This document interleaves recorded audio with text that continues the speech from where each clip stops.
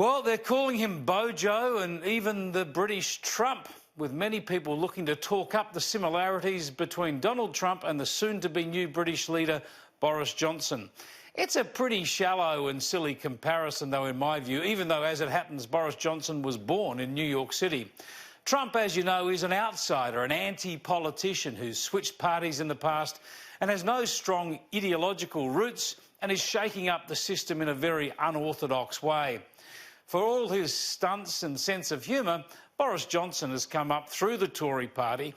He's always been clear about his conservative values, even if he has had a socially liberal streak, especially in his own tumultuous private life. He went to Eton and then on to Oxford University, and even his eccentricity is very British and very Tory. Johnson is about small government and strong nations. He is fond of Australia and knows us well.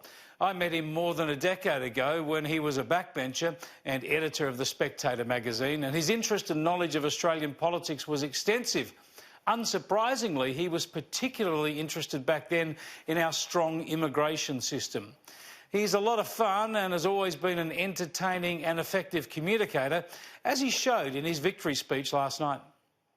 I know some wag has already pointed out that deliver, unite and defeat was not the perfect acronym for an election campaign, since unfortunately it spells dud. But they forgot the final E, my friends, E for energise. And I say to all the doubters, dude, we are going to energise the country. We're going to get Brexit done on October the 31st. We're going to take advantage of all the opportunities that it will bring in a new spirit of can-do. Johnson faces lots of challenges, holding his team together, holding off Labor no-confidence motions and perhaps holding back his own rash instincts. But primarily he must do just one thing, and that is deliver Brexit. He's always done what Theresa May should have, and that is that he's had a no-deal Brexit on the table. Don't beg Brussels for a deal. Tell them if there is no deal, you're happy to leave the European Union without one.